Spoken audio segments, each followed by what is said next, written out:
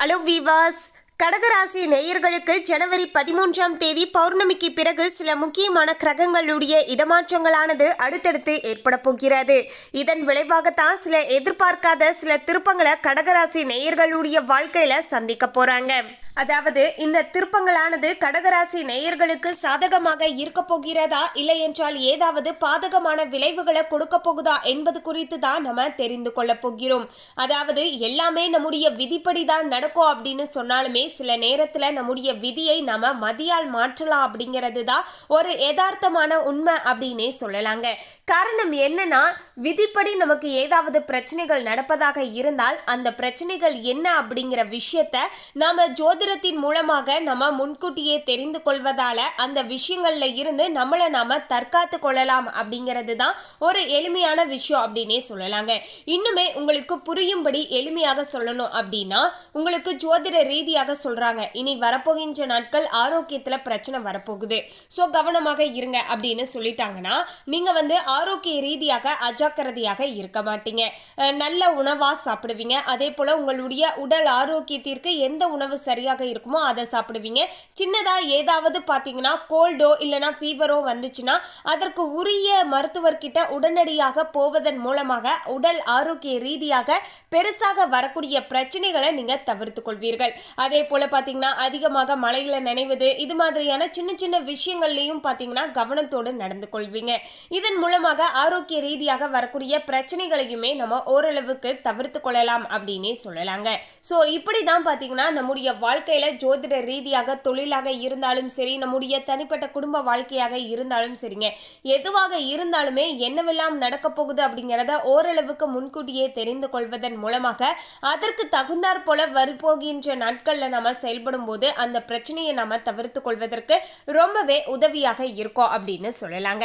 மேலும் கடகராசி நேயர்கள் பௌர்ணமி நாள் இரவு முடிவதற்குள்ள பாத்தீங்கன்னா உங்களுடைய வீடுகள்ல ஒரு 5 நிமிடம் ஒதுக்கி இந்த எளிமையான பரிகாரத்தை செஞ்சுட்டு வாங்க. கடகராசி நேயர்கள், நீங்க நினைச்சது எதுவாக இருந்தாலும் உடனடியாக இந்த பௌர்ணமிக்கு பிறகு உங்களுக்கு சாதகமாக நடக்க கொடுங்க. மேலும் இந்த ஜனவரி 13க்கு பிறகு ஜோதிட ரீதியாக உங்களுக்கு நேரம் எப்படி இருக்கு அப்படிங்கிறதையும் நாம தெரிஞ்சுக்கலாம். கடகராசி நேயர்கள், இந்த வீடியோவை பார்த்துட்டு இருந்தீங்கன்னா ஓம் ஸ்ரீம் சந்திர மௌலீஸ்வராய நமக அப்படிங்கிற இந்த திருமந்திரத்தையும் கமெண்ட்ஸ்ல 3 முறை டைப் பண்ணுங்க. மன நிம்மதி, மன தெளிவானது உங்களுக்கு கிடைக்க கொடுங்க. அதுக்கு முன்னாடி இன்னும் நம்ம சேனலை சப்ஸ்கிரைப் பண்ணலன்னா சப்ஸ்கிரைப் பண்ணிடுங்க. அப்படியே பக்கத்தில் இருக்கக்கூடிய பெல் ஐகானையும் பிரஸ் பண்ணுங்க. வாங்க வீடியோக்குள்ள போகலாம். 13/1/2025 திங்கட்கிழமையான சோமவார நாள்ல தான் பாத்தீங்கன்னா இந்த பௌர்ணமியானது வரப்போகிறது. இந்த பௌர்ணமிக்கு பிறகு பல முக்கியமான கிரகங்களுடைய இடமாற்றங்களானது சூரியனுடைய பெயர்ச்சி என்று அடுத்தடுத்து ஏற்பட போகிறது. இதன் விளைவாக எல்லாம் தான் ஜனவரி 31க்குள்ள கடகராசி நேயர்களுடைய வாழ்க்கையில இதெல்லாம் நடந்தே தீரும் என்றும் கணிக்கப்பட்டு இருக்கிறது. கடகராசி நேயர்களே, கடகராசி அன்பர்களுக்கு உத்தியோகஸ்தர்களாக இருக்கக்கூடியவர்களுக்கு இந்த பௌர்ணமிக்கு பிறகு உங்ககிட்ட விலகி இருந்த நண்பர்கள் இனி நெருங்கி வரக்கூடிய வகையில சூழ்நிலைகளானது சாதகமான முறையில அமைஞ்சிருக்கு அப்படின்னே சொல்லலாங்க. நீங்க கடந்த காலத்துல யார்கிட்டயாவது பிரச்சனைகள் ஏற்பட்டு உங்களுக்கும் அவங்களுக்கும் இடையே தகராறுகள் ஏற்பட்டு பேசாமல் இருந்தீங்கன்னா அப்படிப்பட்ட நண்பர்கள் மீண்டும் பாத்தீங்கன்னா வந்து உங்ககிட்ட பேசுவார்கள். அப்படிப்பட்ட நேர காலமாகத்தான் இப்போது பாத்தீங்கன்னா கடகராசி நேயர்களுக்கு இருக்கு அப்படின்னே சொல்லலாங்க. நீங்க யாருக்கேனும் கடன் கொடுத்தால் அந்த பணமானது சீக்கிரமாக வந்து சேராது என்பதால கடன் கொடுப்பதற்கு முன்பாக பாத்தீங்கன்னா ஒரு முறைக்கு பலமுறை யோசித்து கொடுக்க வேண்டியது அவசியமாகுங்க. ஏனென்றால் இப்போது நீங்க கொடுத்து விட்டுட்டு பிறகு பாத்தீங்கன்னா அந்த பணமானது உங்களுடைய கைக்கு வராம ரொம்பவே பாத்தீங்கன்னா நீங்க சிரமப்படுவீங்க அப்படின்னு சொல்லலாங்க. நீங்க பாத்தீங்கன்னா திரும்பவும் வேறு யார்கிட்டயாவது கடன் வாங்கி உங்களுடைய அன்றாட தேவைகளை பூர்த்தி செய்யக்கூடிய வகையில கூட பாத்தீங்கன்னா சில நேரங்கள்ல நிலைமைகளானது இருக்கலாம் என்பதால யாருக்கு கடன் கொடுப்பதாக இருந்தாலும் கொஞ்சம் யோசித்து கொடுங்க. அதாவது இவங்க கிட்ட நம்ம பணம் கொடுத்தா மீண்டும் நம்ம கைக்கு இந்த பணமானது வந்து சேருமா வராதா அப்படிங்கிறத யோசிச்சுக்கோங்க.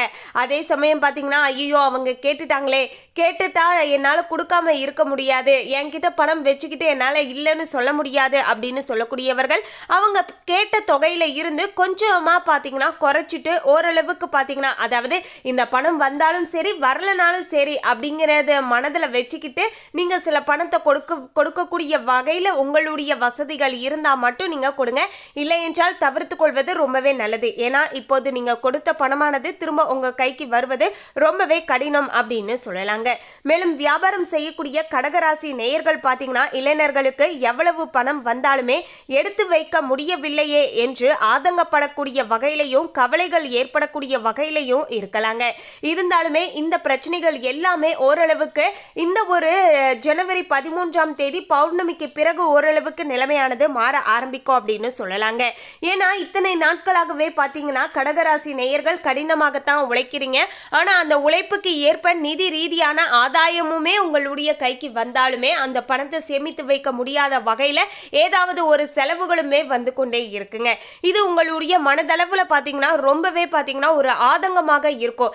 என்னடா நம்ம இவ்வளோ பணத்தை சம்பாதிக்கிறோம், இப்படி இரவு பகல் பாராமல் உழைக்கிறோமே, ஆனால் அந்த பணத்தை பார்த்தீங்கன்னா சேமிக்க முடியலையே, ஏதாவது ஒரு வகையில் வீண் விரை செலவு வந்துருச்சே அப்படின்னு ரொம்பவே பார்த்தீங்கன்னா மன சங்கடத்தில் இருந்து கொண்டு இருக்கின்ற கடகராசி நேயர்களுக்கு இந்த பௌர்ணமிக்கு பிறகு நிலைமையானது மாறப்போகுது அப்படின்னு தாங்க சொல்லணும். எல்லா பிரச்சனைகளுமே கொஞ்சம் கொஞ்சமாக சரியாக ஆரம்பிக்கும். குடும்ப தலைவிகளுக்கு அக்கம் பக்கத்து வீட்டாருடன் இணக்கமான சூழ்நிலையானது உருவாக ஆரம்பிக்குங்க. அதே போல தம்பதிகளுக்கு இடையே பார்த்தீங்கன்னா அன்பும் அந்யோன்யமும் அதிகரிக்க ஆரம்பிக்கும் அப்படின்னு சொல்லலாங்க. கடந்த காலங்களில் ஏற்பட்டு இருந்த சண்டை சச்சரவுகள் எல்லாமே நீங்க ஆரம்பிக்குங்க. இருவருமே பார்த்தீங்கன்னா விட்டு கொடுத்து நடந்து கொள்வீர்கள். இதன் மூலமாக பார்த்தீங்கன்னா இருவருக்கும் இடையே அன்பானது அதிகரிக்கும். அதே போல அடுத்தடுத்த நேரங்களில் பார்த்தீங்கன்னா நீங்க ஏதாவது கோவப்பட்டு சில வார்த்தைகள் விட்டாலுமே அனுசரித்து உங்களுடைய பார்ட்னர் பார்த்தீங்கன்னா உங்ககிட்ட வந்து பேசுவாங்க. ஸோ அதற்கு ஃபர்ஸ்ட் நாம என்ன செய்யணும் அப்படின்னு கேட்டிங்கன்னா நிறைய இடங்களில் பார்த்தீங்கன்னா ஈகோவை விட்டுட்டு சில இடங்களில் விட்டு கொடுத்து அனுசரணையாக நடந்துக்கணுங்க. நாம நடந்துக்கிறத பார்த்தே நம்முடைய பார்ட்னரும் பார்த்தீங்கன்னா நம்ம கிட்ட அப்படி அனுசரணையாக நடந்துப்பாங்க அப்படிங்கிறது தான் ஒரு யதார்த்தமான உண்மை அப்படின்னே சொல்லலாங்க.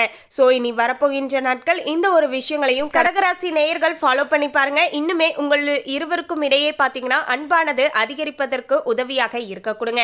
மேலும் கடகராசி நேயர்கள் இந்த பௌர்ணமி நாள் இரவு 8 மணிக்குள்ள பார்த்தீங்கன்னா உங்களுடைய வீட்டில் எளிமையான இந்த பரிகாரத்தையும் செஞ்சுட்டு வாங்க. அதற்கு தேவையான பொருட்கள் அப்படின்னு பார்த்தீங்கன்னா பச்சை கற்பூரம், ஏலக்காய் மற்றும் கிராம்பு, இந்த 3 பொருட்களை வைத்து எளிமையாக ஒரு 5 நிமிடம் ஒதுக்கி செஞ்சு பாருங்க. நிச்சயமாக நல்ல பலன்கள் கிடைக்குங்க. நல்ல பலன்கள் கிடைக்கும் அப்படிங்கிறத தாண்டி உங்களுக்குள்ளேயே வீட்டுக்குள்ள பார்த்தீங்கன்னா நேர்மறை சக்திகளானது அதிகரிக்கும், தன்னம்பிக்கையும் தைரியமும் உண்டாகும். ஸோ இனி வரப்போகின்ற நாட்களில் எது செய்தாலுமே அதில் உங்களுக்கு வெற்றி வாய்ப்புகளுமே கிடைக்க ஆரம்பிக்கும் அப்படின்னு சொல்லலாங்க. எனவே உங்களுடைய வாழ்க்கையில் நீங்கள் எது நடக்கணும் அப்படின்னு ஆசைப்படுறீங்களோ அந்த விஷயத்தை மனதார நினச்சிக்கிட்டு செய்யுங்க. ஏன்னா இந்த பௌர்ணமி நாட்களில் பிரபஞ்சத்துடைய சக்தியானது ரொம்பவே அதீதமாக இருக்குங்க. இந்த நேரத்தில் நம்ம மனதார எந்த விஷயங்களை ஆசைப்பட்டாலுமே அது நமக்கு முழுமையாக கிடைக்குங்க.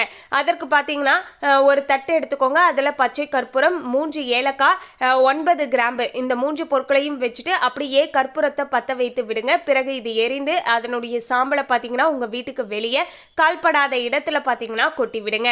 இப்படி எரிகின்ற அந்த நேரத்தில் உங்களுடைய வாழ்க்கையில் எது நடக்கணும் அப்படின்னு ஆசைப்படுறீங்களோ அந்த விருப்பம் ப்ளஸ் நீங்கள் தெய்வத்துடைய, அதாவது உங்களுடைய இஷ்ட தெய்வத்துடைய திருமந்திரம், இந்த இரண்டையும் தொடர்ந்து உச்சரித்துட்டே வந்தீங்கன்னா நீங்கள் நினைச்சது எதுவாக இருந்தாலும் அப்படியே நடக்க கொடுங்க. இந்த பௌர்ணமிக்கு பிறகு இந்த நல்ல மாற்றங்கள் ஏற்படுவதை நீங்கள் கண்கூடாக பார்க்கலாங்க.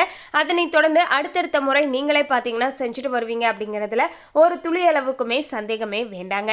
மேலும் பார்த்தீங்கன்னா ஜோதிட ரீதியாக பார்க்கும்போது பார்த்தீங்கன்னா கலைஞர்களுக்கு காதல் விவகாரத்தில் பார்த்தீங்கன்னா அவசரம் வேண்டாங்க.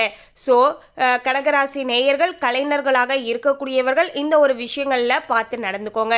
முதலில் தங்களுடைய கடமையை செய்த பின்பு நிதானமாக யோசித்து நல்ல முடிவை எடுப்பது நல்லதாக இருக்க கொடுங்க. மேலும் படிக்கக்கூடிய மாணவ மாணவிகள் தங்களது பெற்றோர்களுடைய அறிவுரையை ஏற்றுக்கொள்வார்கள். அதன்படி படிப்பிற்கு முக்கியத்துவத்தையும் தருவார்கள். பிறகு நல்ல மதிப்பெண்களை பெற்றுக்கொள்வதற்கு ரொம்பவே உதவியாக இருக்கும் அப்படின்னு சொல்லலாங்க. ஸோ இனி வரப்போகின்ற நாட்கள் படிக்கக்கூடிய மாணவர்களாக இருந்தாலும் சரிங்க, வியாபாரம் செய்யக்கூடியவர்களாக இருந்தாலும் சரிங்க, யாராக இருந்தாலும் ஓரளவுக்கு நிலைமையானது உங்களுக்கு சாதகமான முறையிலேயே அமைஞ்சிருக்குங்க. பௌர்ணமிக்கு பிறகு நேரமானது நல்லா இருக்குங்க. பணம் யார்கிட்டையாவது கொடுப்பதாக இருந்தால் மட்டும் கொஞ்சம் யோசித்து அந்த பணத்தை பார்த்தீங்கன்னா கொடுங்க. திரும்ப வருமா அப்படிங்கிறத யோசிச்சுக்கோங்க. ஒருவேளை அந்த பணம் வரலனாலும் உங்களுக்கு பொருளாதார ரீதியாக பெரிய பிரச்சனைகள் இல்லை அப்படின்னா நீங்கள் தாராளமாக கொடுக்கலாங்க. நானே பொருளாதார ரீதியாக ரொம்பவே சங்கடப்படக்கூடியவர்களாக இருக்க அப்படின்னா நீங்கள் கொடுக்காம இருப்பது இன்னுமே நல்லதாக இருக்கக்கூடும். ஏன்னா கொடுத்த பணம் திரும்ப கைக்கு கிடைக்காதுங்க. ஸோ கொஞ்சம் பார்த்து இந்த விஷயங்களில் மட்டும் நடந்துக்கோங்க. மேலும் இந்த தகவலை பற்றிய உங்களுடைய கருத்தை கமெண்ட்ல பதிவு பண்ணுங்க. இந்த தகவல் உங்களுக்கு பிடிச்சிருந்தா லைக் பண்ணுங்க, ஷேர் பண்ணுங்க. இது போன்ற சுவாரஸ்யமான தகவலை தெரிந்து கொள்ள சேனலை சப்ஸ்கிரைப் பண்ணுங்க. தேங்க்யூ.